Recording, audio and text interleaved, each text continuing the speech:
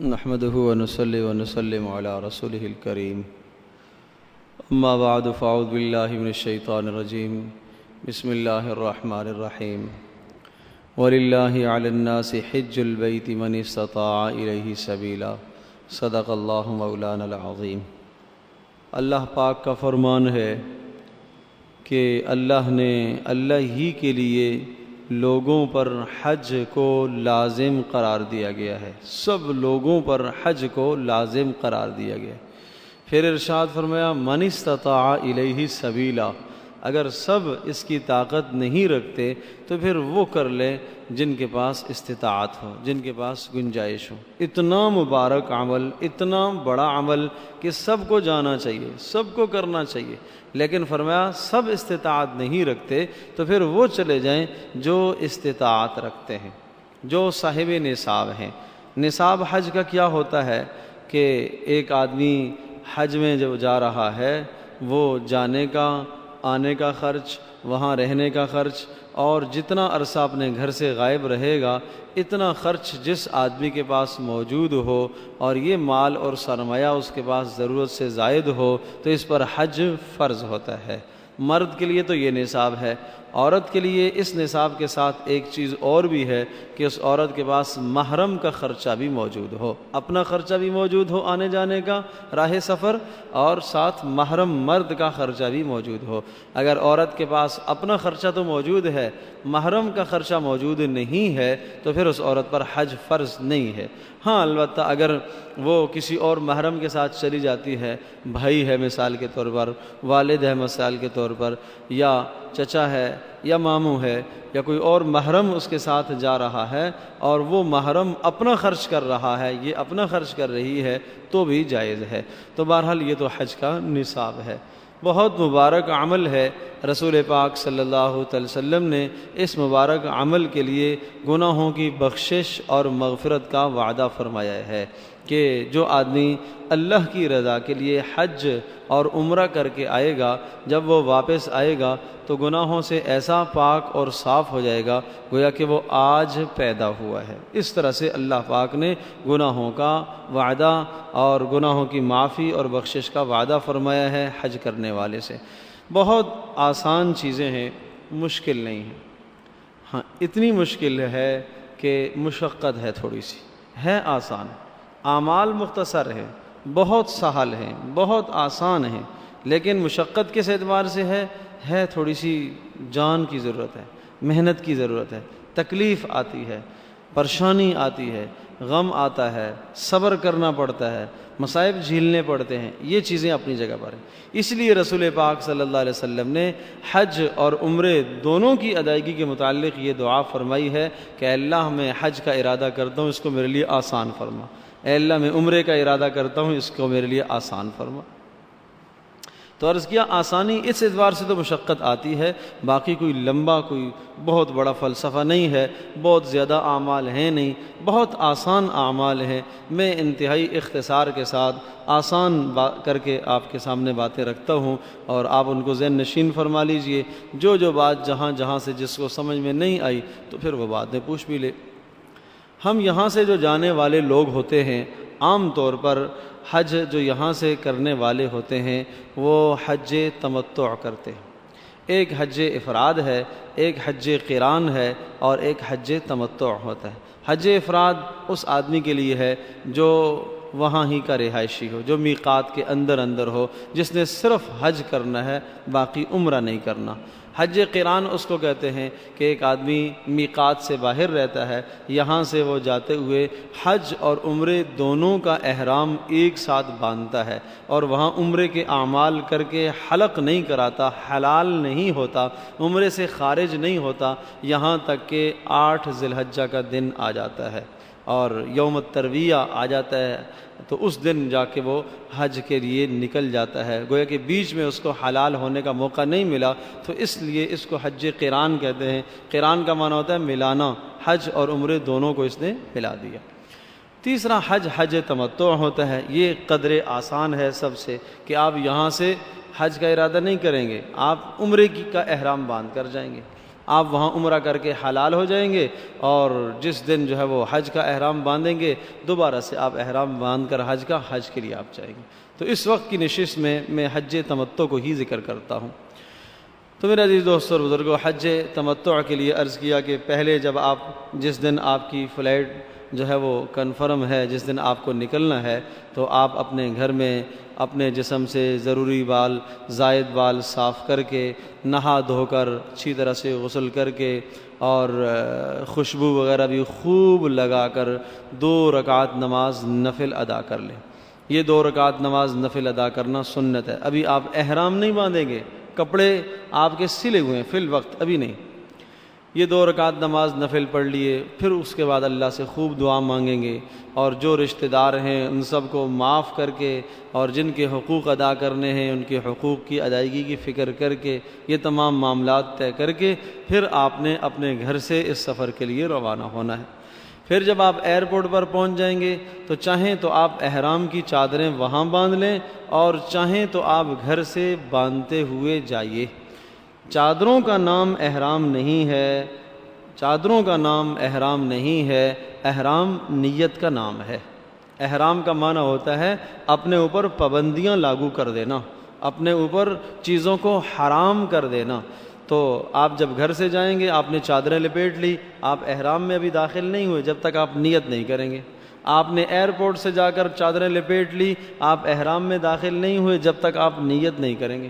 اور آپ نیت کرنے میں جلدی نہ کیجیے گا، اس لیے کہ اگر آپ نے گھر سے نکلتے ہی نیت کر لی، یا ایئرپورٹ پر جا کر فوری ہی آپ نے نیت کر لی، اور خدا نہ خواستہ فلائٹ منسوخ ہو گئی، تو آپ کے اوپر احرام کی پابندیاں لاگو۔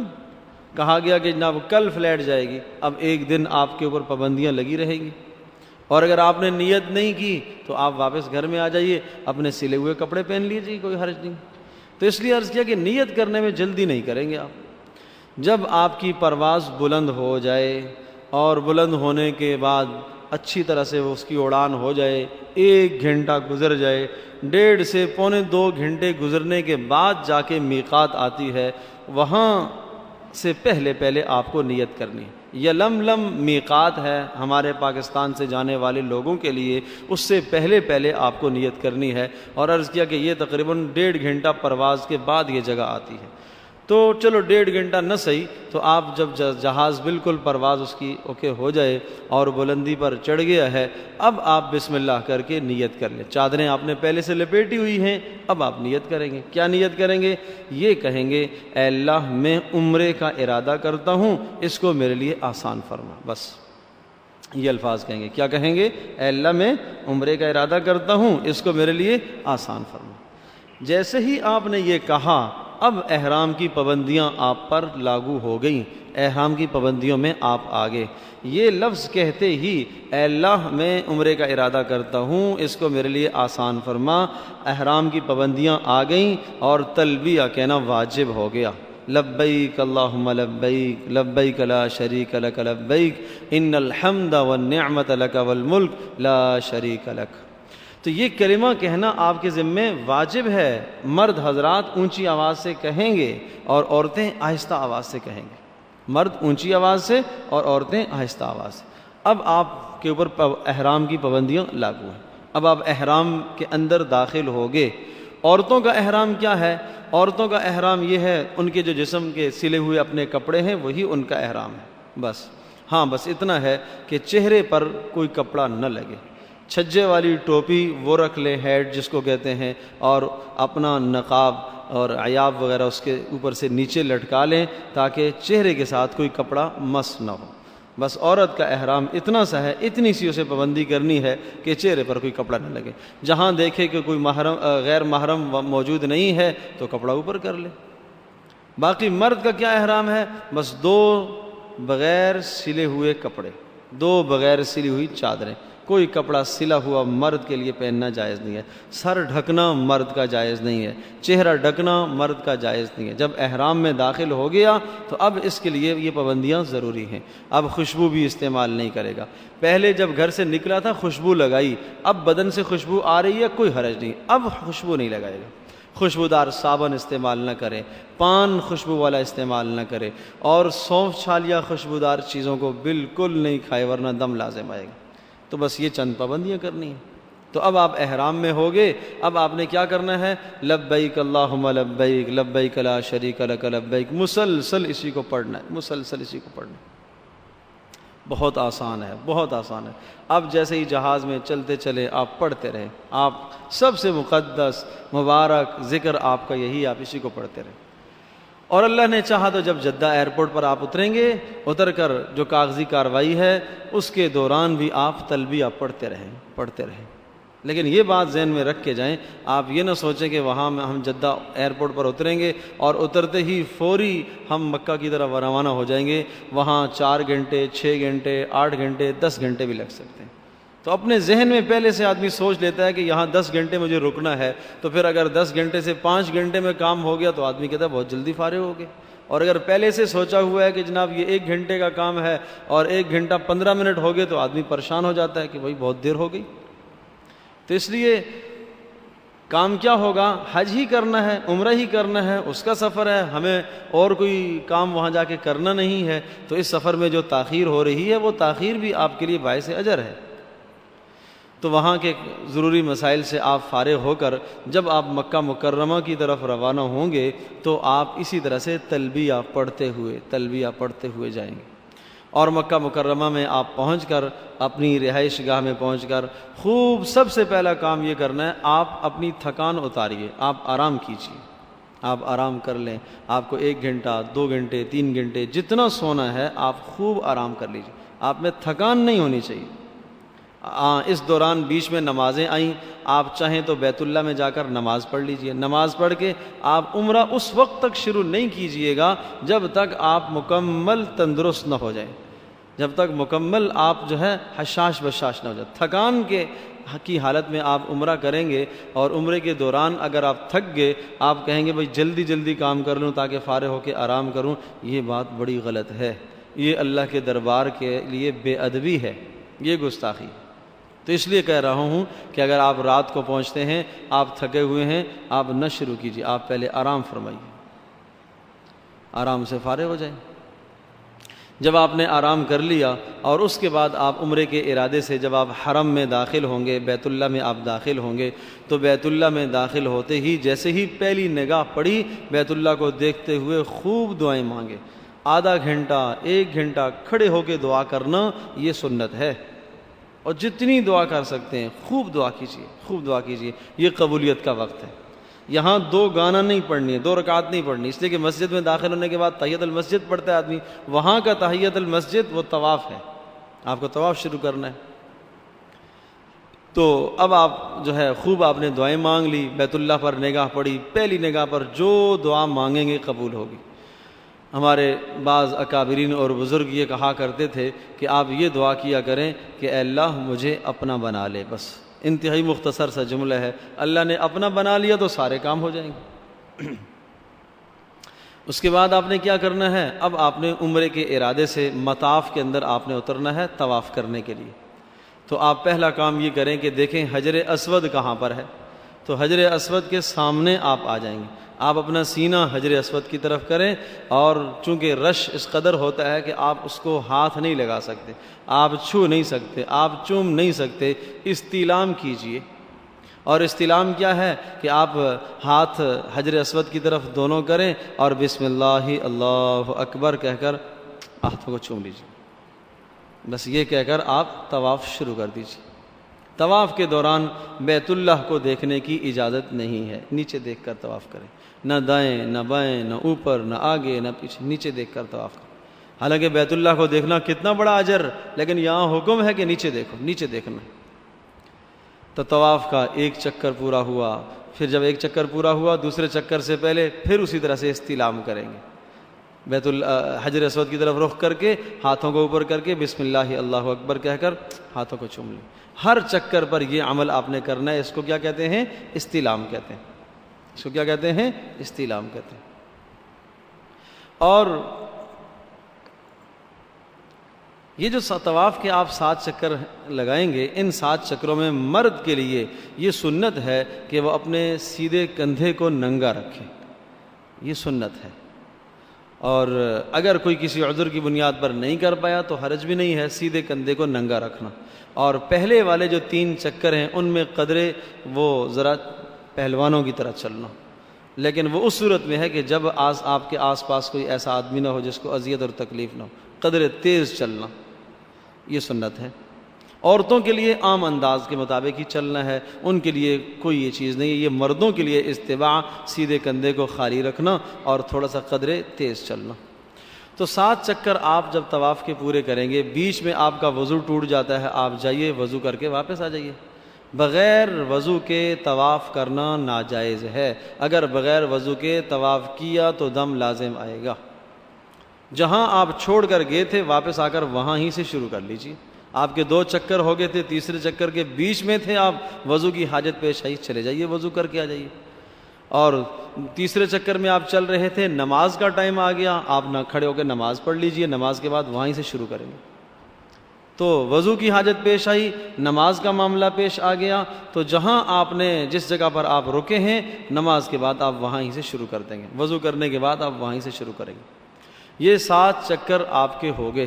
جب 7 چکر پورے ہو گئے تو 7ویں چکر کے بعد پھر دوبارہ سے استلام کرنا ہے۔ 7 چکر میں 8 بار حجر اسود کا استلام کرنا ہوتا ہے، تو 8ویں بار پھر استلام کر کے پھر اس کے بعد اب آپ نے مقام ابراہیم پر آ کر 2 رکعت نماز نفل واجب ادا کرنا ہے۔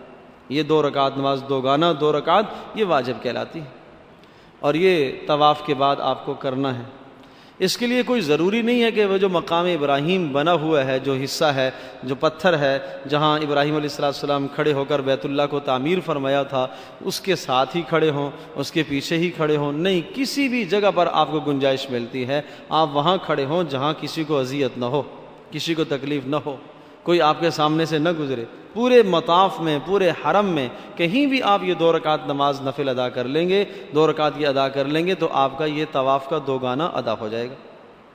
جب یہ 2 رکعت آپ نے پڑھ لی اس کے بعد آپ خوب دعا کریں، خوب دعا کریں، گڑ گڑا کر، جتنی دعا ہو سکتی ہے۔ یہ بھی دعا کی قبولیت کا خاص وقت ہوتا ہے۔ پھر آپ زمزم کا پانی پی لیجیے۔ یہ 2 رکعت پڑھنے کے بعد زمزم کا پانی پینا مسنون ہے، اور رسول پاک صلی اللہ علیہ وسلم نے اس کے پینے کی اتنی تاکید کی، ارشاد فرمایا خوب پیو، خوب پیو، یہاں تک پیو، حلق تک پیو۔ اور فرمایا سب پی پائیں گے لیکن منافق آدمی نہیں پی سکے گا، نفاق والا نہیں پی سکے گا۔ تو اس لیے اس نفاق سے بچنے کے لیے ضروری ہے کہ ہم خوب پانی پئیں۔ اور فرمایا زمزم لما شرب لہ، جو نیت کر کے پئیں گے اللہ پاک آپ کی وہ مراد پوری کریں گے، جو نیت کر کے پئیں گے مراد پوری کریں گے۔ اب کچھ لوگ کہتے ہیں کھڑے ہو کے، کچھ لوگ کہتے ہیں بیٹھ کے، تو عام انداز جس طرح سے پانی آپ بیٹھ کر پیتے ہیں اس کو بیٹھ کر ہی پینا زیادہ افضل ہے، بیٹھ کر ہی پینا۔ ہاں اگر نیچے جگہ نہیں ہے، کیچڑ ہے، رش لگا ہوا ہے، بیٹھنا مشکل ہے آپ کے لیے تو ٹھیک ہے، کھڑے ہو کے بھی پیا جا سکتا ہے، لیکن بہتر اور افضل وہی ہے کہ آپ بیٹھ کر پئیں۔ زمزم کا پانی خوب پی لیا، خوب پی لیا، خوب پی لیا۔ اس کے بعد اگلا مرحلہ ہے سعی کرنے کا۔ تو سعی دیکھیں گے آپ، جیسے ہی زمزم کے پانی پی کر فارغ ہوں گے تو جگہ جگہ نشان لگے ہوئے ہوتے ہیں سعی کی طرف، اردو میں بھی لکھا ہوا، انگریزی میں بھی لکھا ہوا، عربی میں بھی لکھا ہوا سعی کی طرف۔ تو سعی میں آپ پہنچ گئے، صفا سے لے کر مروہ تک، مروہ سے صفا تک۔ سعی کا آغاز ان الصفا والمروہ من شعائر اللہ، اللہ پاک نے ذکر فرمایا ہے قرآن مجید میں، سعی صفا سے شروع ہوتی ہے۔ تو جب آپ صفا پر چڑھیں گے جہاں سے سعی کا آغاز ہوتا ہے تو قدرے کچھ جگہ تھوڑی سی بلند ہے اوپر کی طرف، اب وہ پہاڑی نما چیز تو نہیں رہی، البتہ کچھ نشان اس کے باقی ہیں۔ تو اس بلندی پر آپ چڑھ کر بیت اللہ کی طرف دیکھیں گے، اور بیت اللہ کی طرف دیکھیں گے، ستونوں کے بیچ سے تھوڑا تھوڑا کہیں کہیں نظر آئے گا، نظر نہ بھی آیا تو بیت اللہ کی طرف رخ کر کے آپ خوب دعائیں مانگیں گے، خوب دعائیں مانگیں گے۔ یہاں استلام نہیں ہے، دعا مانگنا ہے، دعا مانگنا ہے، جتنی دعا ہو سکے آپ دعا مانگیں، اور پھر آپ نیچے اتر کر پھر آپ سعی شروع کریں گے، پھر آپ مروہ کی طرف جائیں گے۔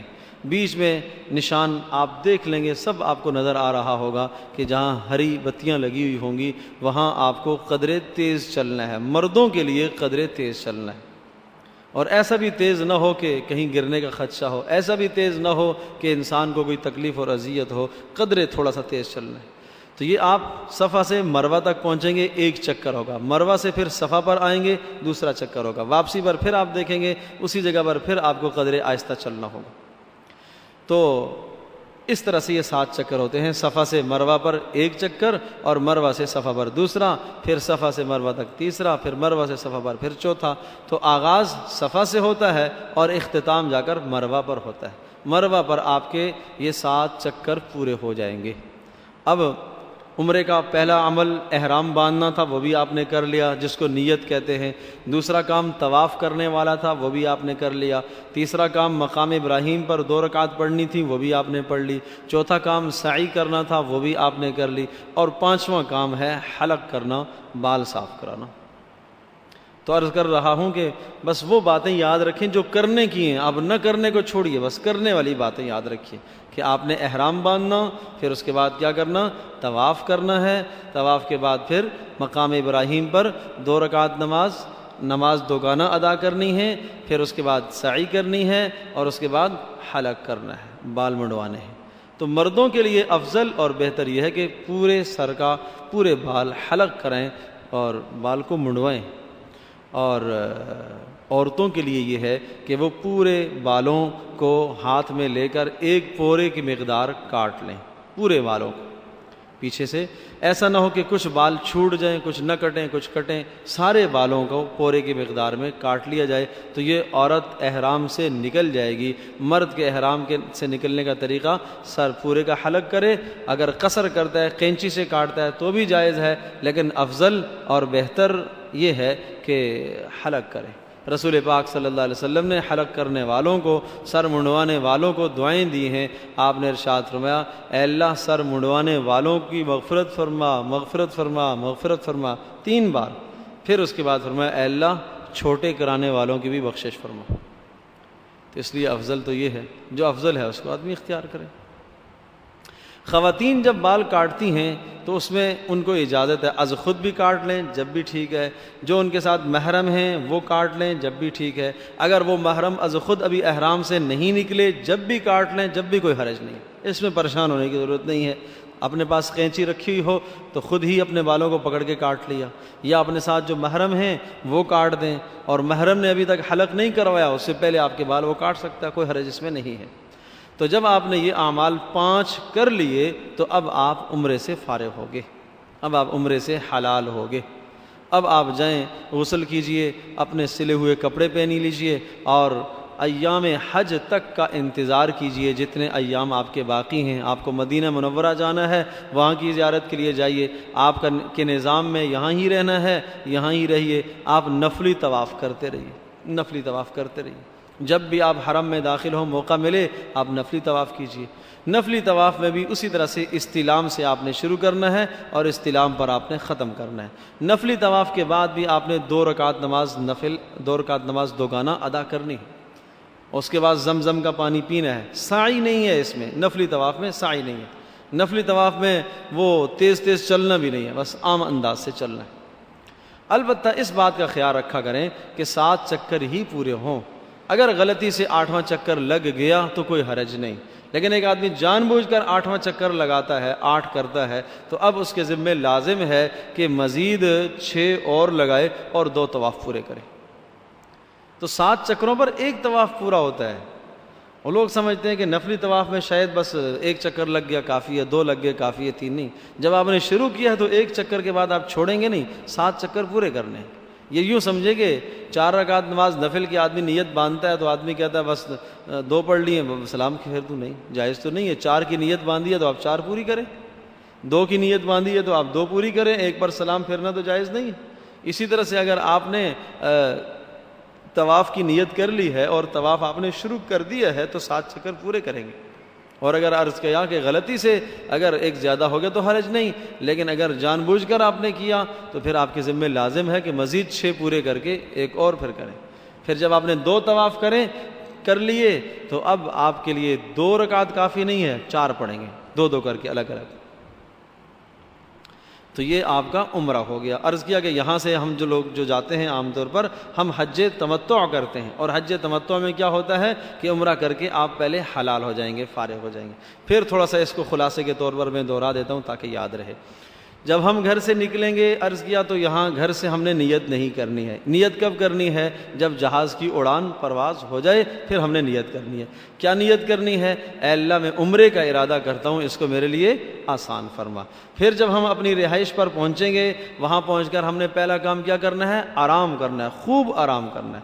پھر جب ہم حرم میں داخل ہوں گے عمرے کی نیت سے تو کیا کرنا ہے؟ حجر اسود کے سامنے آنا ہے، اور آ کر پھر ہم نے استلام کر کے طواف شروع کرنا ہے، ہر چکر پر استلام کرنا ہے، اور پھر جب ہمارے 7 چکر پورے ہو جائیں گے اس کے بعد پھر استلام کرنا ہے، پھر مقام ابراہیم پر 2 رکعت نماز نفل 2 رکعت ادا کرنے ہیں۔ اس کے بعد کیا کرنا ہے؟ زمزم کا پانی پینا ہے، پھر اس کے بعد سعی کی طرف جانا ہے، سعی کر کے پھر کیا کرنا ہے؟ حلق کرانا ہے۔ یہ عمرہ ہے۔ تو جب یہ عمرہ مبارک عمل ہو گیا تو عرض کیا کہ اس کے بعد آپ جو موقع ملے آپ نفلی طواف کرتے رہیں۔ اب کبھی کبھی یہ ہوتا ہے کہ آپ کے پاس ابھی حج کے دن آنے میں آپ کے پاس 20 دن باقی ہیں، 15 دن باقی ہیں، مہینہ باقی ہے، تو ان ایام کو آپ قیمتی بنائیے، اعمال کیجیے۔ بہت سارے لوگ دوسرا عمرہ کرتے ہیں اور مسجد عائشہ سے دوبارہ سے احرام باندھ کر آ جاتے ہیں۔ اب آپ کو کیا کرنا ہے کہ دوبارہ عمرہ کرنا افضل ہے یا صرف طواف کرنا افضل ہے؟ سن لیجئے گا، اگر دیکھیں گے وقت کس میں زیادہ لگتا ہے، اگر وقت عمرے میں زیادہ لگتا ہے، طواف میں تھوڑا وقت لگتا ہے، تو پھر تو عمرہ کرنا آپ کے لیے افضل ہے، اور اگر دونوں میں وقت برابر لگتا ہے تو پھر طواف افضل ہے۔ بسا اوقات اصل میں طواف مشکل ہوتا ہے، رش زیادہ ہوتا ہے، اس قدر زیادہ ہوتا ہے کہ طواف میں 2 گھنٹے لگ جاتے ہیں، اور رش اگر نہیں ہے تو وہ طواف میں آپ یوں سمجھیں کہ وہ 15 منٹ بھی لگ جاتے ہیں، 10 منٹ کے اندر بھی 7 چکر آدمی پورے کر لیتا ہے، لیکن جب شدید رش ہوتا ہے تو پھر 2-2.5 گھنٹے بھی لگ جاتے ہیں۔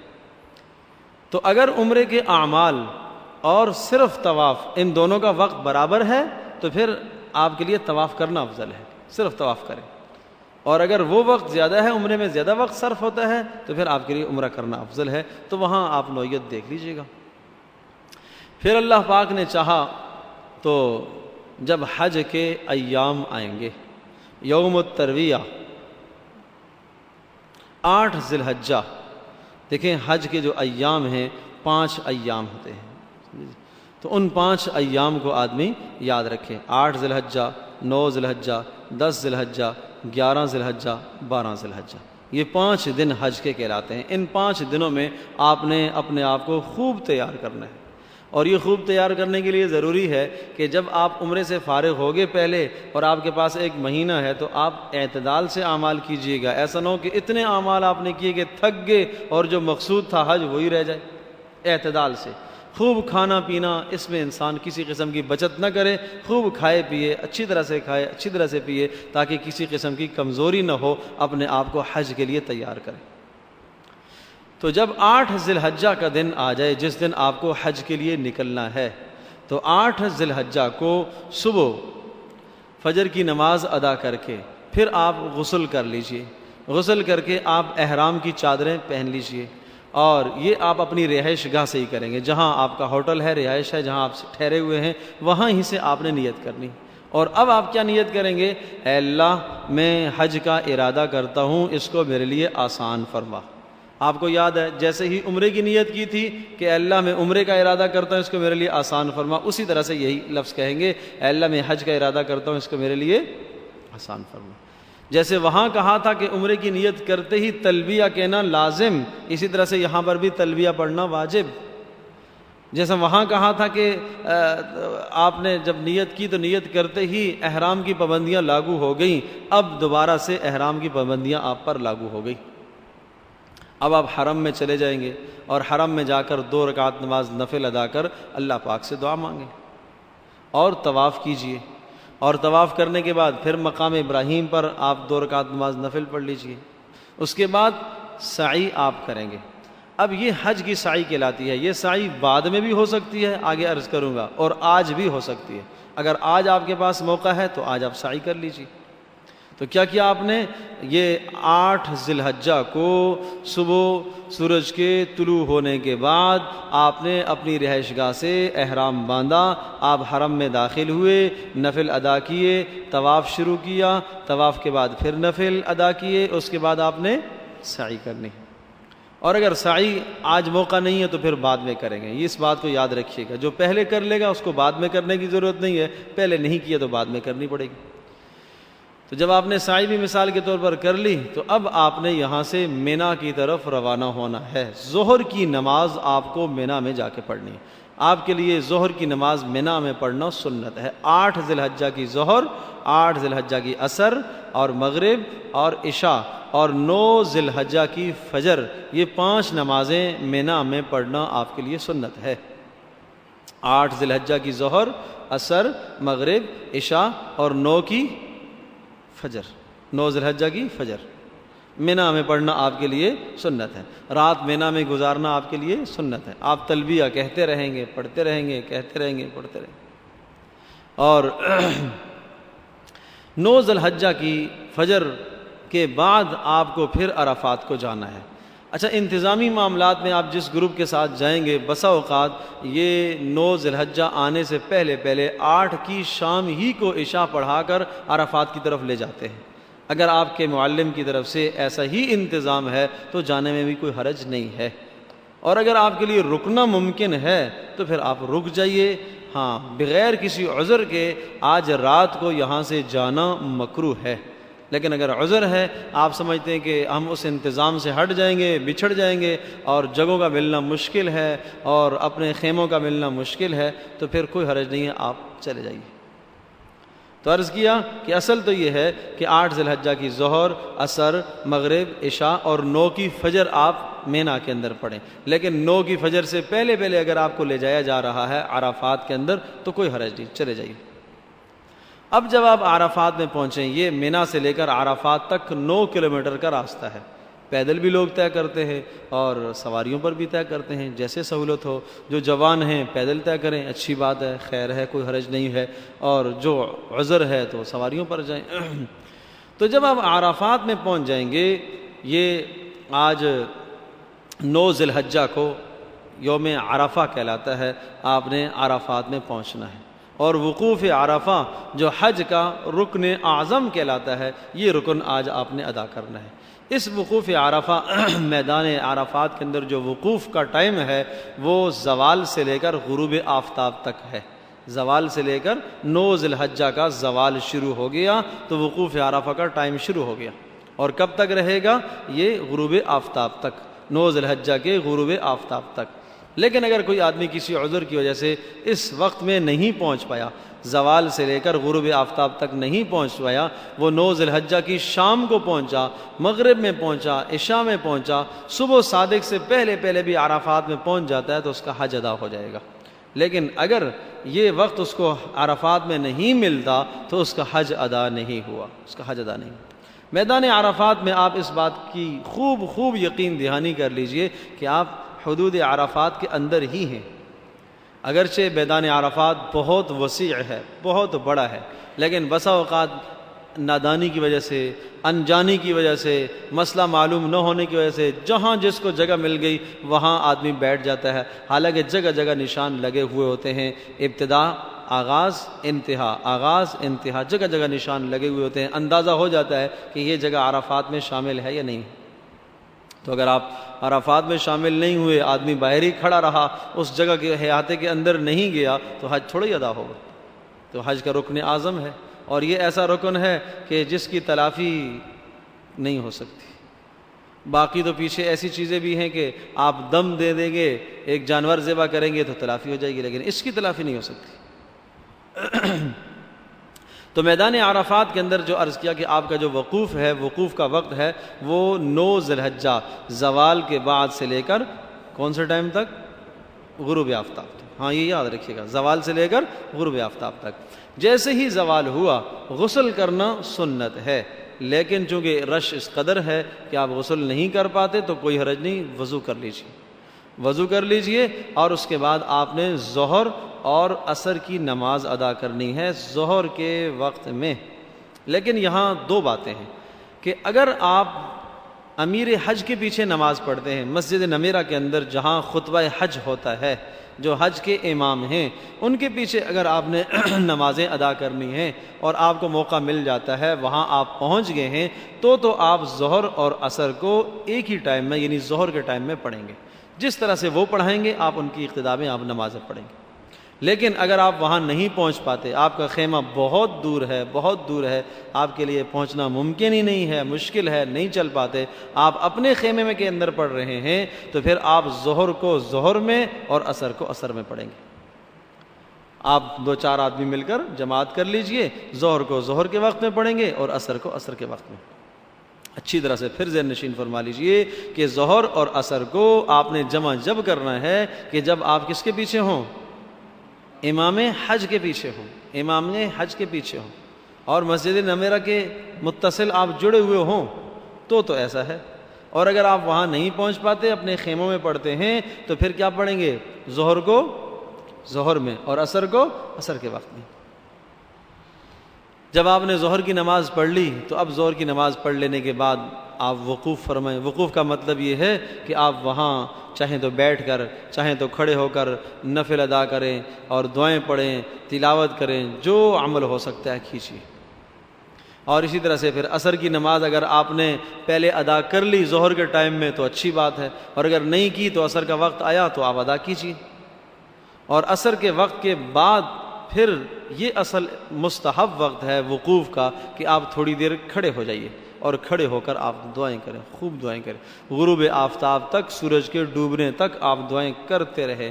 یہ جگہ اور یہ وقت اتنا مبارک ہے کہ اس جگہ میں اور اس وقت میں آپ کی کوئی دعا رد نہیں کی جائے گی، قبول ہوگی، آپ کی بخشش بھی کی جائے گی۔ حدیث پاک میں آتا ہے کہ حاجیوں کی بھی بخشش ہوگی، اور حاجی جس کے لیے بخشش مانگے گا اس کی بھی بخشش ہو جائے گی۔ یہ اللہ پاک نے آپ کو فضیلت دی ہے۔ امام غزالی رحمۃ اللہ علیہ نے ایک روایت کو نقل کیا کہ عرفہ کے اندر، میدان عرفات میں گناہ تو تصور نہیں آدمی کہ آدمی گناہ کرے، وہاں نافرمانی کرے، لیکن بڑا گناہ اس آدمی کا گناہ ہے جو اللہ کی رحمت سے اس دن مایوس ہو جائے کہ پتہ نہیں میری بخشش ہوگی یا نہیں ہوگی۔ یہ بڑا گناہ سمجھا جاتا ہے وہاں کا۔ تو اس لیے اللہ کی ذات سے امید ہو کہ اللہ پاک میرے گناہوں کو معاف کرے گا انشاءاللہ۔ تو یہ ٹائم کب تک ہے؟ زوال سے لے کر غروب آفتاب تک، یہ آپ نے میدان عرفات میں گزارنا ہے۔ جیسے ہی غروب آفتاب ہو گیا یا غروب آفتاب سے کچھ وقت پہلے آپ میدان عرفات سے نکلیں اور بالکل اس کے بارڈر پر آ جائیں تو بھی جائز ہے، تاکہ آپ کے لیے غروب آفتاب کے بعد نکلنا آسان ہو، جائز ہے۔ لیکن غروب آفتاب سے پہلے میدان عرفات کو چھوڑنا بغیر کسی عذر کے مکروہ ہے، کراہت ہے۔ تو اس لیے آپ اندر ہی رہیے۔ ہاں یہ اجازت ہے کہ بالکل آپ انتہا پر آ جائیے جہاں سے آپ کو نکلنا ہے تاکہ آسانی رہے۔ جیسے ہی غروب آفتاب ہو گیا تو اب آپ نے مزدلفہ کا رخ کرنا ہے۔ یہ عرفات سے مزدلفہ کا فاصلہ کوئی 3 سے 4 کلومیٹر کا فاصلہ، تقریباً 4 کلومیٹر ہے۔ تو یہ فاصلہ آپ نے طے کرنا ہے۔ اب پیچھے جو ظہر عصر آپ کو بتایا تھا، اگر آپ امیر حج کے پیچھے ہیں، امام حج کے پیچھے پڑھتے ہیں، تو آپ نے ظہر عصر کو کب پڑھنا ہے؟ ایک وقت میں۔ کون سے وقت میں؟ ظہر کے وقت میں، ٹھیک ہے جی۔ اور اگر آپ اپنے خیموں میں ہیں تو ظہر کو ظہر میں اور عصر کو عصر میں۔ لیکن مغرب غروب آفتاب کے بعد آپ مزدلفہ آئیں گے اور مغرب اور عشاء کو آپ نے عشاء کے ٹائم میں پڑھنا ہے۔ یہ چاہیں تو آپ امیر کے حج کے پیچھے ہیں یا اپنی نمازیں پڑھ رہے ہیں، جیسا کیسا ہے، ہر حال میں آپ نے ان دو نمازوں کو جمع کرنا ہے۔ اور ان دو نمازوں کو کس وقت میں جمع کرنا ہے؟ عشاء کے ٹائم میں۔ غروب آفتاب ہو گیا تو آپ عرفات سے نکلیں، آپ چلتے جائیے، آپ راستے میں کوئی نماز نہ پڑھیے۔ آپ کو نظر آئے گا جگہ جگہ دیکھیں گے لوگ جب نماز مغرب کا ٹائم ختم ہو رہا ہوگا، عشاء کا ٹائم داخل ہو رہا ہوگا تو جلدی جلدی نماز پڑھ رہے ہوں گے کہ نماز قضا ہو رہی۔ آپ پریشان نہ ہو، نہیں قضا ہو رہی۔ آج کے دن اللہ پاک نے آپ کو رخصت دی ہے، آپ نے مغرب ابھی نہیں پڑھنی، آپ نے مزدلفہ پہنچ کر پڑھنی ہے، مزدلفہ پہنچ کر پڑھنی ہے۔ اور یہ سفر چونکہ عرض کیا کہ 4 کلومیٹر کا سفر ہے، لوگ پیدل بھی طے کرتے ہیں، سواریوں پر بھی ہوتے ہیں۔ بسا اوقات سواریوں پر لوگ اس قدر سواریاں رش کی وجہ سے پھنس جاتی ہیں گاڑیاں کہ مزدلفہ آدمی نہیں پہنچ پاتا۔ مزدلفہ آپ کے لیے پہنچنا ضروری ہے۔ وہ جو مزدلفہ کا وقوف ہے وہ صبح صادق سے لے کر سورج کے طلوع ہونے تک کا ٹائم ہے۔ صبح صادق سے لے کر سورج کے طلوع ہونے تک کا ٹائم ہے۔ اب راستے میں ایک آدمی کو اگر تاخیر ہے، اس کو ڈر لگ رہا ہے کہ میں جب مزدلفہ پہنچوں گا تو صبح ہو جائے گی، فجر ہو جائے گی، تو اب راستے میں موقع جہاں ملتا ہے مغرب عشاء دونوں پڑھ لے۔ لیکن اگر اسے خیال ہے کہ میں صبح صادق سے پہلے میں مزدلفہ پہنچ جاؤں گا تو پھر دونوں نمازیں نہیں پڑھے گی۔ چلتا آئے، تلبیہ کہتا رہے، چلتا رہے۔ اور جب اللہ پاک نے چاہا تو مزدلفہ میں پہنچے آپ، تو مزدلفہ میں پہنچ کر آپ نے ظہر اور آپ نے مغرب اور عشاء دونوں نمازوں کو ایک ساتھ پڑھنا ہے۔ اس کا طریقہ کار یہ ہوتا ہے کہ آپ پہلے اذان کہیں گے، اپنے گروپ کے ساتھ اذان کہیں، اور اذان کہنے کے بعد پھر اقامت، اور پھر ایک آدمی مغرب کی جماعت کرائے، 3 فرض آپ ادا کریں گے، اور پھر فرض پڑھ لیے، اس کے بعد سنت نہیں پڑھیں گے ابھی آپ، دوبارہ سے اقامت کہہ کر عشاء کی نماز آپ نے ادا کرنی ہے، عشاء کے فرض آپ نے ادا کرنے، دونوں فرضوں کو آپ نے ملانا ہے، بیچ میں کوئی نفل نہیں ہے، بیچ میں کوئی سنت نہیں ہے۔ اب جب آپ نے مغرب کے فرض بھی پڑھ لیے، عشاء کے فرض بھی پڑھ لیے، تو عشاء کے فرض پڑھنے کے بعد اب آپ مغرب کی سنتیں پڑھنا چاہتے ہیں تو پڑھیے، مغرب کی سنتیں اور پھر عشاء کی سنتیں، اور اسی طرح سے عشاء کے وتر اب آپ پڑھیں گے۔ پھر اگر موقع ہے آپ کے پاس تو آپ تھوڑی دیر وہاں استراحت کر لیں، آرام کر لیں، اس لیے کہ اب صبح 10 ذی الحجہ کو آپ کے اوپر بڑے کام ہیں، اہم کام آپ نے کرنے، اس لیے تھوڑا سا رات کو آرام کا موقع ملتا ہے تو آرام کر لیجیے۔ اور جیسے ہی صبح صادق ہو جائے، صبح صادق ہو گیا اور فجر کا وقت داخل ہو گیا، تو اب آپ فجر کی نماز پڑھیے۔ جس آدمی نے مزدلفہ کے میدان میں فجر کی نماز ادا کر لی، اس کا وقوف مزدلفہ ادا ہو گیا، ایک لمحہ بھی آپ رک گئے تو وقوف مزدلفہ ادا ہو گیا۔ لیکن ٹائم یہی ہونا چاہیے، کس ٹائم میں؟ صبح صادق سے لے کر سورج کے طلوع ہونے تک کا ٹائم، یہ وقوف مزدلفہ کہلاتا ہے۔ یہ وقت مختصر ہوتا ہے، اور اگر کبھی کبھی راستے میں گاڑی میں آپ کو اس قدر تاخیر ہو جائے کہ آپ کو یہ کھٹکا اور خطرہ ہونے لگے کہ میں راستے میں ہی ہمیں صبح صادق ہو جائے گی اور وقوف مزدلفہ رہ جائے گا، تو اب آپ گاڑی سے اتر جائیے اور پیدل جائیے تاکہ وقوف مزدلفہ آپ کا نہ چھوٹے۔ تو وقوف مزدلفہ بھی جب آپ کا ہو گیا، فجر کی نماز آپ نے مزدلفہ میں ادا کر لی، تو یہ وقوف مزدلفہ ہو گیا۔ اور وہاں ہی سے آپ کنکر چھوٹے چھوٹے لے لیں، 70 دانے کنکر کے آپ پتھر چھوٹے چھوٹے لے لیں، اس کو اپنی تھیلی میں ڈال لیجیے، دھو کر مارنا وہ مستحب ہے۔ تو اصل تو یہ ہے کہ یہاں سے صرف 1 دن کے کنکر لینا وہ مستحب ہے، لیکن چونکہ آگے مینا میں آپ کو دوبارہ کنکر ملنا مشکل ہے تو یہاں سے لے لیں، سارے ہی لے لیں، تو جب بھی کوئی حرج نہیں۔ تو آج کون سا دن ہو گیا؟ آج اب 10 ذی الحجہ میں آپ آ گئے۔ 9 ذی الحجہ آپ میدان عرفات میں تھے، اور 9 ذی الحجہ کے غروب آفتاب کے بعد آپ مزدلفہ میں آئے، رات آپ کی مزدلفہ میں گزری، کچھ سفر میں گزری، کچھ مزدلفہ میں گزری۔ اب 10 ذی الحجہ کو صبح جب سورج طلوع ہو جائے گا، سورج طلوع ہونے کے سے قدر پہلے آپ نے مزدلفہ سے نکلنا ہے، مزدلفہ سے اب آپ نے مینا کی طرف آنا ہے۔ مینا اور مزدلفہ ملے ہوئے ہیں، اب آپ کے خیمے کہاں ہیں اس حساب سے کبھی دوری ہوگی کبھی نزدیک ہوگا، لیکن یہ دونوں جگہیں آپس میں ملی ہوئی ہیں، بیچ میں کوئی زیادہ فاصلہ نہیں۔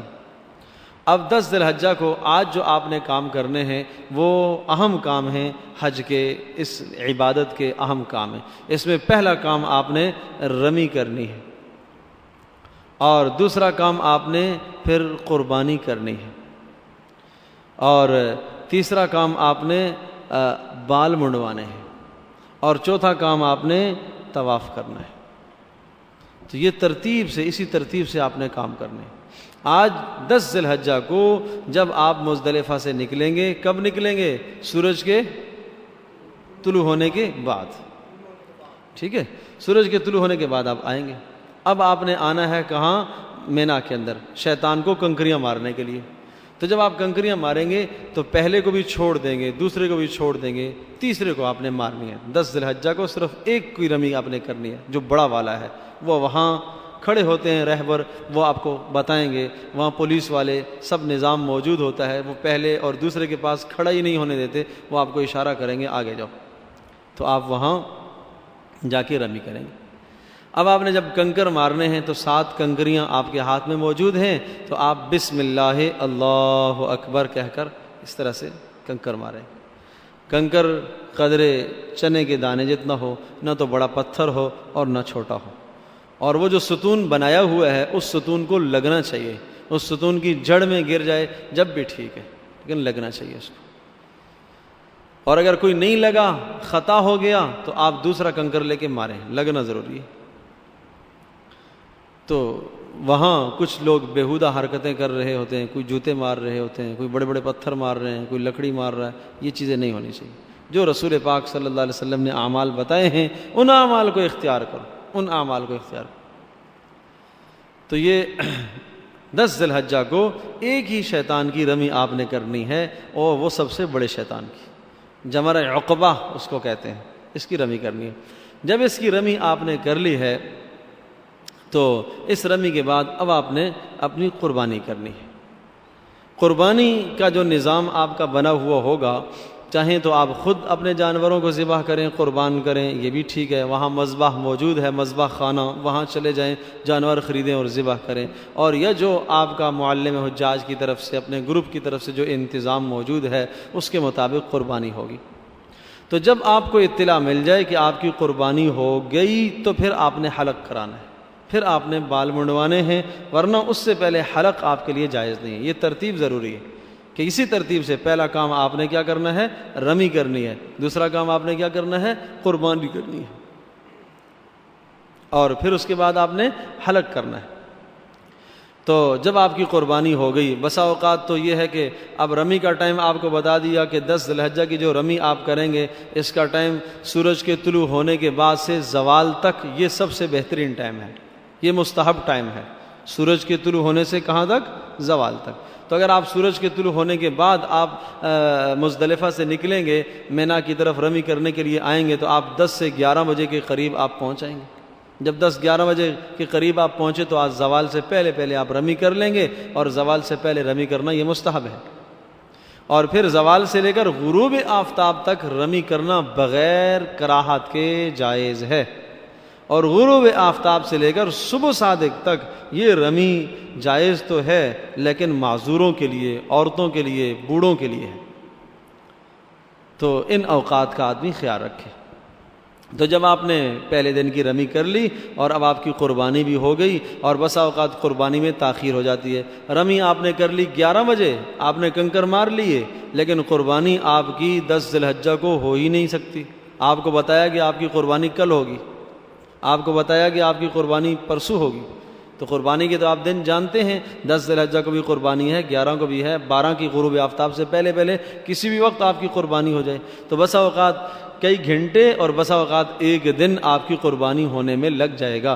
جب تک آپ کی قربانی نہیں ہوگی آپ اس وقت تک حلق نہیں کرائیں گے، یہ پابندی ضروری ہے۔ تو اس لیے عرض کر رہا تھا کہ حج کے اعمال تو آسان ہیں لیکن مشقت ہے اس میں، اس لیے کہ اب گرد و غبار لگا ہوا ہے، ڈسٹ لگا ہوا ہے، جی چاہ رہا ہے جا کے نہاؤں، جی چاہ رہا ہے کہ احرام کو اتاروں، سلے ہوئے کپڑے پہنوں، لیکن چونکہ قربانی نہیں ہوئی ہے اس لیے آپ کو پابندی کرنی ہے۔ تو جیسے ہی آپ کی قربانی ہو گئی، اطلاع ہو گئی کہ ہاں قربانی ہو گئی، اب آپ کے لیے اجازت ہے آپ جائیے اپنے بال منڈوائیے۔ اسی طرح سے منڈوانا یہ افضل، قینچی سے چھوٹے کرانا بھی جائز ہے، اور خواتین کے لیے وہی بتایا جس طرح سے پیچھے طواف میں انہوں نے کیا تھا، وہی طریقہ یہاں پر بھی اختیار کریں گے کہ جب اب حلق ہو گیا تو اب احرام کی تمام پابندیوں سے آپ خارج ہو گئے۔ اب آپ غسل کر کے اپنے صاف ستھرے کپڑے پہنیے، سلے ہوئے کپڑے پہنیے، سب پابندیوں سے فارغ ہو گئے۔ ایک پابندی شادی شدہ آدمی پر ایک پابندی رہ گئی، وہ ہے بیوی کے قریب جانے والی پابندی، یہ پابندی باقی، یہ پابندی جا کر ختم ہوتی ہے طواف زیارت کے بعد۔ تو جب آپ نے قربانی بھی کر لی، اس کے بعد آپ نے حلق بھی کر لیا، اب حلق کے بعد آپ نے کیا کام کرنا ہے، اب آپ نے طواف زیارت کرنا ہے۔ طواف زیارت۔ یہ جو طواف زیارت ہے یہ 10 ذی الحجہ کو اگر آپ کریں گے اچھی بات، نہیں موقع ملا 11 کو کر لیجئے، نہیں موقع ملا 12 کو کر لیجئے۔ 12 کے غروب آفتاب سے پہلے پہلے آپ نے یہ طواف کرنا ہے۔ طواف زیارت یہ حج کا دوسرا رکن ہے۔ حج کے 2 ارکان ہیں، ایک وقوف عرفہ اور دوسرا طواف زیارت۔ یہ 2 فرائض ہیں، ان میں سے کوئی فرض چھوٹ گیا تو آپ کا حج نہیں ادا ہوگا، سمجھے؟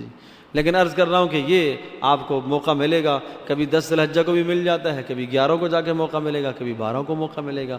تو جیسے ہی آپ کی قربانی ہو گئی، آپ نے بال منڈوا لیے، اب آپ نے جا کے طواف زیارت کرنا ہے۔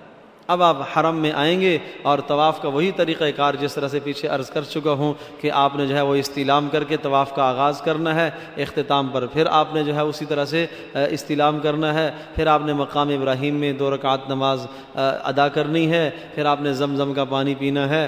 اب وہ سعی حج کی یاد ہوگا کون سی؟ 8 ذی الحجہ کو جب آپ چلے تھے، اگر آپ نے وہاں سعی نہیں کی تھی تو آج سعی کریں گے وہ، اور اگر آپ وہاں سعی کر چکے تھے تو آج صرف طواف کریں گے آپ۔ تو جیسے سہولت ہو، پہلے بھی سعی کی جا سکتی ہے اور بعد میں بھی سعی کی جا سکتی ہے، یہ حج کی سعی کہلاتی ہے۔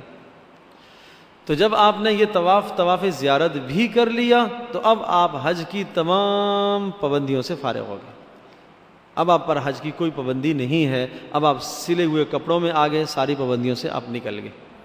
لیکن کام کچھ باقی ہیں ابھی، 11 کو 12 کو یہ 2 کام آپ نے کرنے ہیں، رمی کی کرنے ہیں آپ نے، 11 کی رمی اور 12 کی رمی۔ آپ طواف کریں گے کہاں جا کر؟ بیت اللہ میں، اور پھر واپس آپ کہاں آ جائیں گے؟ مینا میں۔ رات آپ کو مینا میں گزارنا سنت ہے، اور بیت اللہ سے مینا کا فاصلہ تقریباً 3 کلومیٹر کا راستہ ہے۔ تو یہ آپ واپس مینا میں آ جائیں گے، رات آپ مینا میں گزاریں گے، اور جب 11 ذی الحجہ کا دن آئے گا صبح تو پھر آپ نے 11 ذی الحجہ کو پھر وہ رمی کرنی ہے۔ اب 11 ذی الحجہ کو 12 ذی الحجہ کو جو رمی آپ نے کرنی ہے وہ رمی تینوں رمی کرنی ہے، تینوں شیطانوں کو مارنا ہے، 11 ذی الحجہ کو بھی اور بولیے 12 ذی الحجہ کو، 11 کے دن کو بھی اور 12 کو۔ 11 ذی الحجہ اور 12 ذی الحجہ ان دونوں دن کی جو رمی ہے اس کا جو ٹائم ہے وہ زوال کے بعد شروع ہوتا ہے، زوال کے بعد شروع ہوتا ہے۔ اصل وقت اس کا یہ ہے زوال سے لے کر غروب آفتاب تک۔ 10 کی رمی آپ کو بتائی تھی، اس کا ٹائم کہاں سے شروع ہوا تھا؟ سورج کے طلوع ہونے سے زوال تک، یہ افضل ٹائم تھا۔ اور یہ جو 11 اور 12 کی رمی کریں گے اس کا جو افضل وقت ہے وہ زوال کے بعد سے غروب آفتاب تک کا ٹائم ہے، اور معذوروں کے لیے پھر مغرب کے بعد بھی جائز ہے۔ تو اب جب آپ 11 کی رمی کرنے کے لیے آئیں گے تو پہلے شیطان کے پاس کھڑے ہو کر آپ نے 7 کنکر مارنے ہیں، پھر آپ نے دعائیں کرنی ہے، خوب دعائیں کرنی ہے، یہاں دعا کرنا سنت ہے۔ پھر دوسرے شیطان پر آئیں گے، اس کو آپ نے اسی طرح سے 7 کنکری آپ نے مارنی، پھر آپ دعائیں کریں گے۔ اور پھر تیسرے شیطان کے پاس آئیں گے، وہاں آپ نے اسی طرح سے 7 کنکر مارنے، اب دعا نہیں کرنی۔ پہلے 2 پر دعا ہے، تیسرے پر دعا نہیں۔ پہلے 2 پر دعا کرنا سنت ہے، تیسرے پر دعا نہیں ہے۔ تو جب آپ نے یہ 11 کی رمی کر لی تو رمی کرنے کے بعد اب آپ اپنے خیمے میں واپس چلے جائیے، وہاں جا کے جو آپ اعمال ہیں، نماز ادا کرتے رہیں، ذکر اذکار آپ پڑھتے رہیے، اور اسی طرح سے پھر آپ انتظار کریں گے جب 12 کا دن آئے گا 12 ذی الحجہ کو، تو 12 ذی الحجہ کو بھی اسی طرح سے اسی ٹائم زوال کے بعد سے لے کر غروب آفتاب تک کا ٹائم یہ افضل ہے، آپ نے رمی کرنی ہے۔ اسی طرح سے تینوں جمرات کی آپ نے رمی کرنی ہے، اور پہلے کے بعد بھی آپ نے دعا کرنی ہے، دوسرے کے بعد بھی، تیسرے کے بعد آپ نے دعا نہیں کرنی۔ اب جب آپ نے 12 کی رمی کر لی تو اب غروب آفتاب سے پہلے پہلے، اگر 12 ذی الحجہ کے غروب آفتاب سے پہلے پہلے آپ نے مینا چھوڑ دیا، 12 کی رمی کر لی، اب آپ کا حج مکمل ہو گیا، حج کے تمام افعال مکمل ہو گئے، اب آپ مکہ مکرمہ اپنی رہائش گاہ جہاں آپ کی رہائش ہے وہاں آ جائیے۔ لیکن اگر 12 ذی الحجہ کو آپ نکلتے نکلتے تاخیر ہو گئی کہ سورج ڈوب گیا اور آپ ابھی مینا ہی میں ہیں، اب نکلنا جائز نہیں، غروب آفتاب سے پہلے پہلے آپ مینا چھوڑیں گے، اور غروب آفتاب کے بعد اگر غروب آفتاب ہو گیا اب نکلنا آپ کے لیے جائز نہیں ہے، اب 13 کی رمی آپ کریں گے، آپ کے ذمہ لازم اور واجب ہو گئی کہ اس تاخیر کی وجہ سے 13 کی رمی آپ کر کے آئیں گے۔ اور افضل ہے کہ 13 کی رمی کر کے آئیے، لیکن اگر نہ کریں جب بھی کوئی حرج نہیں۔ فمن تعجل فی یومین فلا اثم علیہ ومن تاخر فلا اثم علیہ، دونوں باتوں کی اللہ پاک نے رعایت اور گنجائش دی ہے کہ آپ 11 اور 12 کی رمی کر کے چاہیں تو آپ واپس آ جائیں، اور چاہیں تو آپ رک کر 13 کی رمی بھی آپ کر کے آئیے۔ بس اس میں یہ بات یاد رکھیے گا کہ اگر 12 کے بعد آپ غروب آفتاب آپ کو مینا میں ہی ہو جاتا ہے تو پھر آپ کے ذمہ لازم ہے کہ آپ رکیے اور 13 کی رمی بھی آپ کر کے آئیے۔ تو جب یہ رمی بھی آپ نے کر لی تو اب آپ کا حج گویا کہ مکمل ہو گیا، حج کے تمام ارکان ادا ہو گئے۔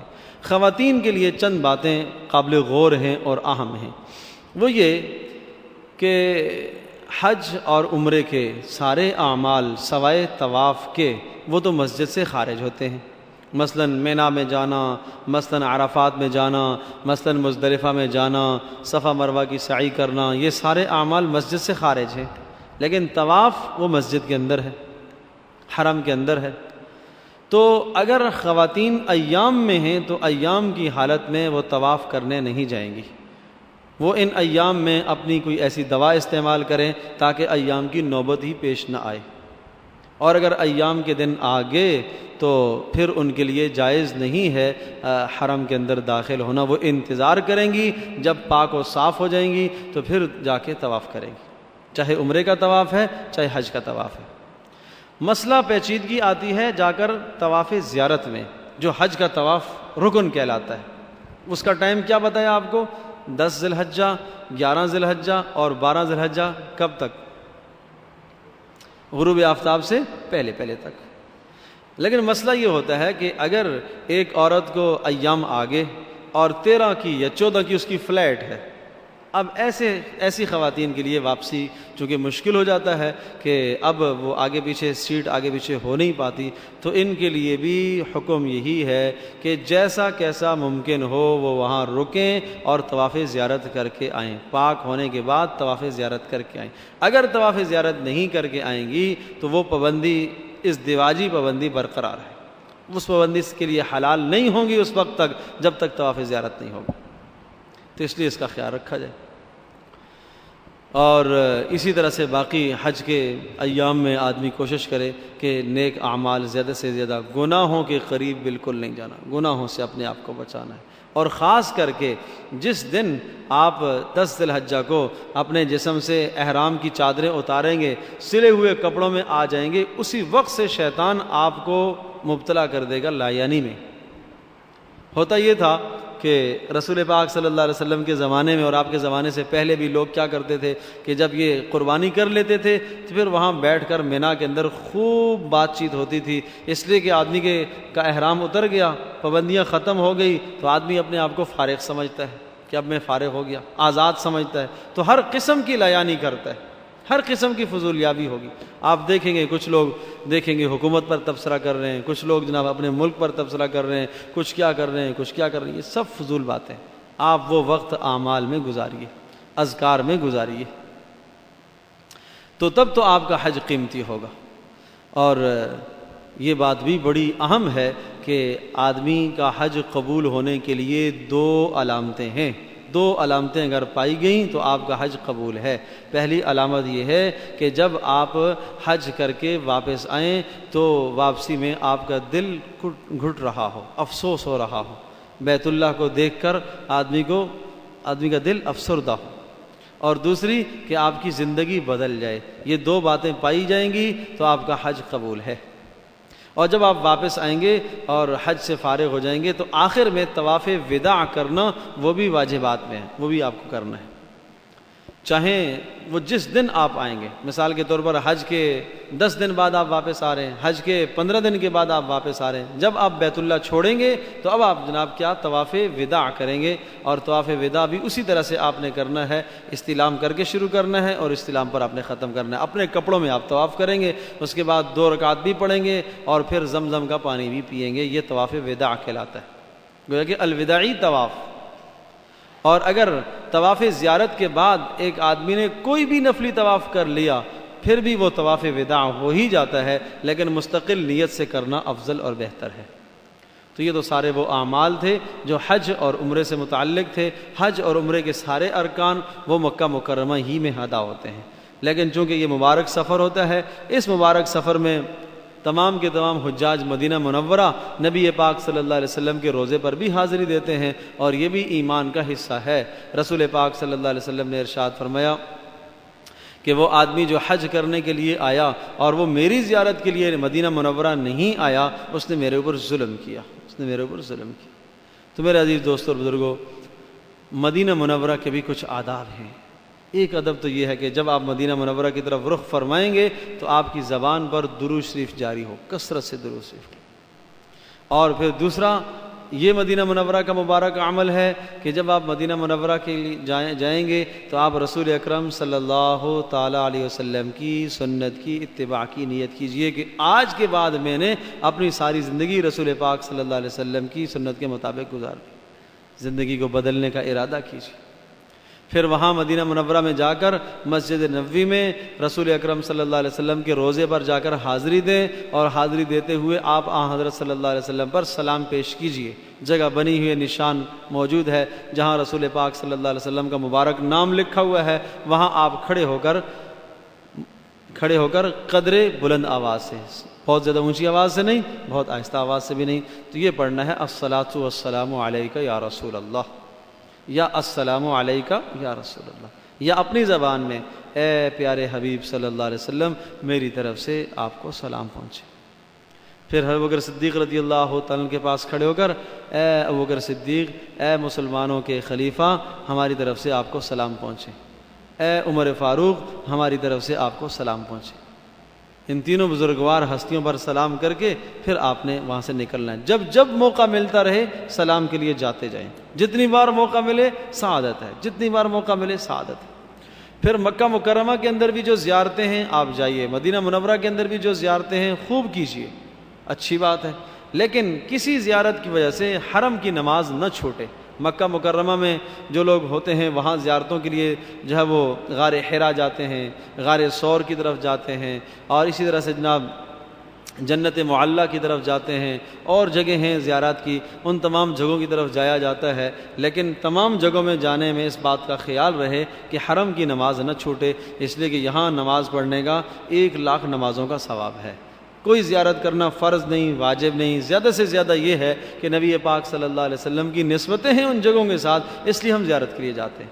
یہی حال مدینہ منورہ کا بھی ہے کہ وہاں کی زیارت کرتے ہوئے بھی کوشش یہ کیجیے کہ حرم کی نماز، مسجد نبوی کی نماز نہ چھوٹے، اس لیے کہ مسجد نبوی میں کی ایک نماز کا ثواب کتنا ہے؟ 50,000 نمازوں کا ثواب۔ پھر مسجد نبوی کے اندر لوگ سمجھتے ہیں کہ یہاں 40 نمازیں پورا کرنا کوئی ضروری نہیں ہے، جتنی سہولت ہو، جو آپ کا نظام ہے، 2 دن ٹھہرنے کا ہے، 3 دن ٹھہرنے کا ہے، کوئی مذائقہ نہیں ہے، 40 نمازیں پورا کرنا ضروری نہیں ہے۔ ریاض الجنہ میں جتنا آپ کو موقع مل جائے وہاں کھڑے ہو کر آدمی 2 رکعت نماز نفل ادا کرے، فرض نمازوں کا موقع ملتا ہے فرض نماز ادا کرے، اور اسی طرح سے وہاں بیٹھ کر دعاؤں کا موقع ملتا ہے دعائیں کرے، قبولیت کا وقت ہے۔ تو یہ مدینہ منورہ کے متعلق باتیں تھیں، اللہ پاک ہم سب کا بیٹھنا اور یہ بات کرنا قبول فرمائے۔ اب کسی کو اگر کوئی اہم بات پوچھنی ہے تو وہ پوچھ لیں۔ ہاں، اچھا سوال پوچھا ہے۔ یہ جو حج میں آپ قربانی کرتے ہیں، یہ حج کی قربانی اصل اس کا نام ہے دم شکر، وہ قربانی اس سے ادا نہیں ہوگی۔ یہاں اگر آپ صاحب نصاب ہیں پاکستان کے اندر تو یہاں کی قربانی الگ ہے، یہ قربانی الگ ہے، وہ حج کی قربانی ہے۔ تو اب آپ کی مرضی، چاہیں تو آپ وہاں اپنی قربانی کر لیں، اور چاہیں تو آپ یہاں پاکستان میں کسی کو آپ نے پیسے دے دیے گھر والوں کو، بھائی ہماری بھی قربانی کر دیجیے گا، لیکن یہ قربانی برقرار ہے آپ پر، اس کا خیال رکھیے گا۔ اور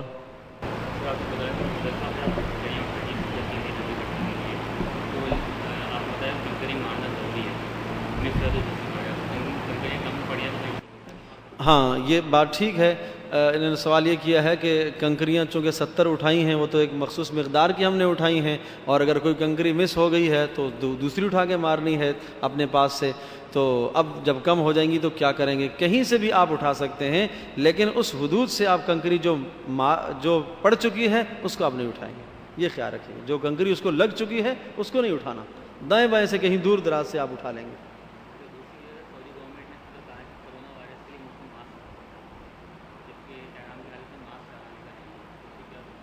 ہاں جو ماسک لگانا ہے تو اس میں آدمی کوشش تو کرے کہ نہ لگے، لیکن اگر لگاتا بھی ہے تو تھوڑی دیر رکھے پھر ہٹائے، تھوڑی دیر رکھے پھر ہٹائے، تھوڑی دیر رکھے پھر ہٹائے۔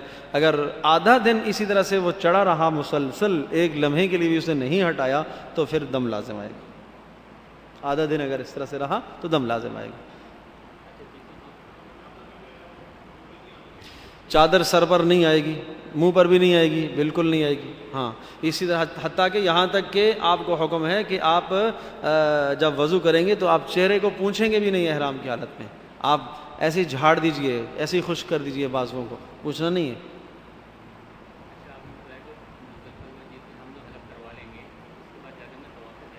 جی جی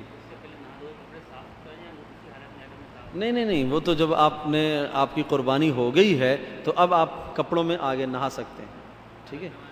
ہاں ہاں، طواف زیارت جو آپ کو کرنا ہے وہ اپنے اپنے کپڑوں میں کرنا ہے، نہیں نہیں احرام میں نہیں، بس آپ کی پابندیاں ساری ختم ہو گئیں۔ جس دن آپ کی قربانی ہو گئی اور آپ نے حلق کر لیا تو آپ کی پابندیاں ساری ختم ہیں۔ اب آپ نہا سکتے ہیں، میل اتار سکتے ہیں، صابن خوشبو والا استعمال کر سکتے ہیں، خوشبو استعمال کر سکتے ہیں۔ صرف جو بیوی والی پابندی ہے وہ برقرار ہے، وہ جا کے ختم ہوتی ہے طواف زیارت سے۔ 8 تاریخ جب آپ حج کا احرام باندھیں گے تو وہ حج کا احرام آپ اپنی رہائش گاہ سے باندھیں گے، جہاں آپ کی رہائش ہے وہاں سے آپ باندھیں گے۔ جی جی جی نہیں نہیں نہیں نہیں، مسجد عائشہ جانے کی ضرورت نہیں ہے، وہ تو نہیں۔ جی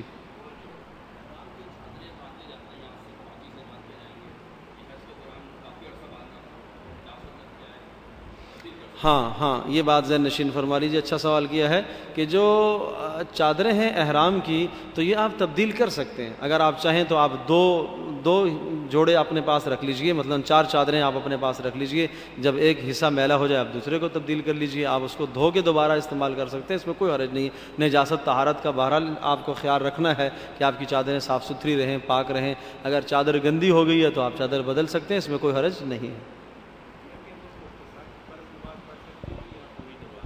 مینا کے اندر جو نماز آپ پڑھیں گے اس میں آپ بس ایک ضابطہ آپ کو بتاتا ہوں، اس کو آپ ذہن نشین فرما لیجئے تو پھر مسئلہ آسان ہو جائے گا۔ مینا میں آپ نے قصر کرنی ہے یا مینا میں آپ نے پوری نماز پڑھنی ہے، تو بس آپ یہ دیکھیے گا کہ 8 ذی الحجہ، ٹھیک ہے جی، 8 ذی الحجہ کو آپ نے حج شروع کرنا ہے، ٹھیک ہے جی، تو 8 ذی الحجہ یہ حج کے 5 دن، ٹھیک ہے جی، اور اس کے علاوہ اور 10 دن آپ مکہ میں رہ رہے ہیں اور 5 دن یہ بھی ہو گئے، تو کتنے دن ہو گئے؟ 15 دن۔ تو اب یہ 15 دن آپ مکہ میں ٹھہر چکے ہیں، اب آپ مقیم تصور کیے جائیں گے، اب آپ پوری نماز پڑھیں گے۔ مثال کے میں سمجھاتا ہوں، مثال کے طور پر آپ 6 ذی الحجہ کو مدینہ منورہ سے واپس آ کر آپ مکہ مکرمہ میں پہنچے 6 ذی الحجہ کو، یا چلو 7 کو پہنچے، 8 کو حج شروع ہے، اور 14-15 ذی الحجہ کو آپ کی فلائٹ ہے واپسی کی، تو اب 5 دن تو حج کے ہو گئے، مزید آپ کو 2 دن ملے تو 15 دن نہیں ہوئے مکہ میں آپ کے، ٹھیک ہے جی۔ جب 15 دن مکہ میں آپ کے نہیں ہوئے تو اب آپ مسافر شمار کیے جائیں گے، اب آپ نے قصر کرنی ہے۔ لیکن اگر یہ 5 دن حج کے ملا کے اور ان کے ساتھ مزید آگے پیچھے کے دن ملا کے ایک ساتھ مسلسل آپ کو 15 دن مکہ میں مل رہے ہیں تو پھر آپ مقیم شمار کیے جائیں گے۔ بات ذہن میں آ گئی؟ جی۔ طواف زیارت آپ کو بتایا کہ 10 ذی الحجہ کو، ٹھیک ہے جی، جیسے ہی آپ کی قربانی ہو جائے گی تو 10 ذی الحجہ کے زوال کے بعد سے شروع ہوتا ہے اس کا ٹائم، اور 11 ذی الحجہ اور 12 ذی الحجہ کے غروب آفتاب سے پہلے تک۔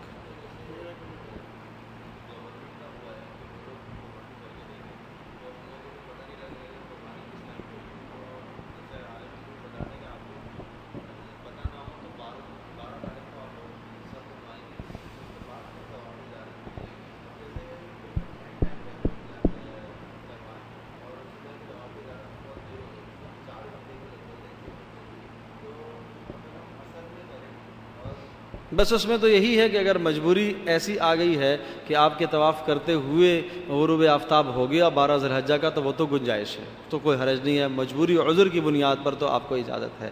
بس اس میں یہ ہے کہ اگر ایسی صورت آئے تو پھر انسان کوئی صدقہ یا دم دے کر آ جائے، طواف بہرحال ادا ہو جائے گا۔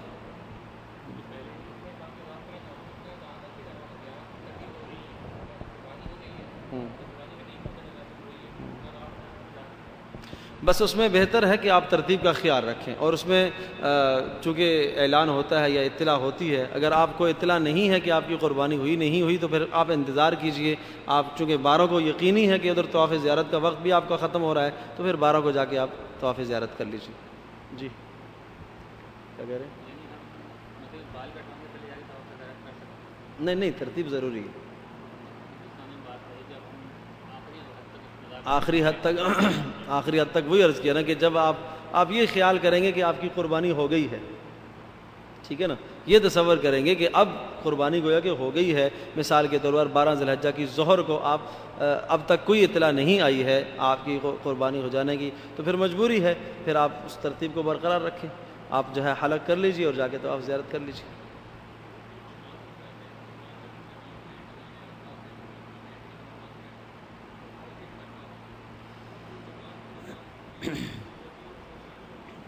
خواتین جماعت میں شامل ہوں گی، اگر اتصال ہے تو عورتوں کی جماعت تصور کی جائے گی. اتصال صفوں کا ضروری ہے کہ یہ صفیں مردوں کی صفوں کے پیچھے ہوں اور بیچ میں 2 صفوں سے زیادہ گیپ نہ ہو، تو کوئی حرج نہیں.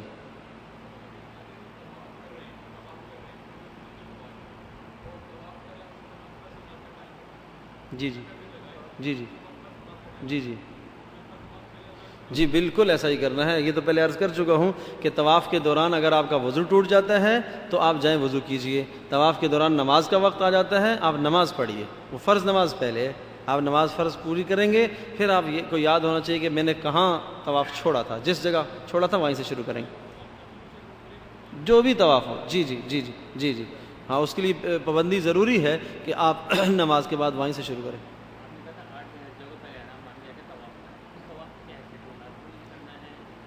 وہ مستحب ہے، وہ جی مستحب ہے، لیکن سعی ضروری ہے. چاہے تو آج 8 کو کریں، چاہے تو وہ بعد میں کریں گے، وہ سعی ضروری ہے. وہ حج کی سعی سمجھے. جی جی جی جی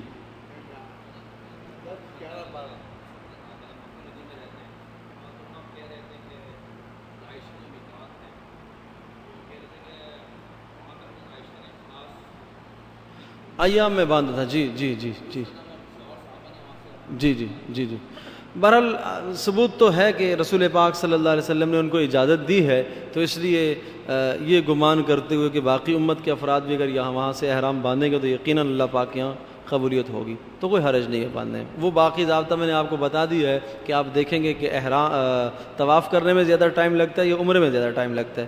تو اگر عمرے میں زیادہ وقت لگتا ہے تو آپ عمرہ کیجئے گا، اور نہیں دونوں میں وقت برابر ہے تو پھر آپ طواف کریں، وہ زیادہ افضل ہے. 12 کی آخر میں جا کے کنکر تو مار سکتے، اس میں کوئی حرج نہیں. جی جی جی جی یہ پمفلیٹ ہے چھوٹے چھوٹے، اس میں مختصر طریقہ کار لکھا ہوا ہے، اچھا ہے، اس کو لے لیجئے.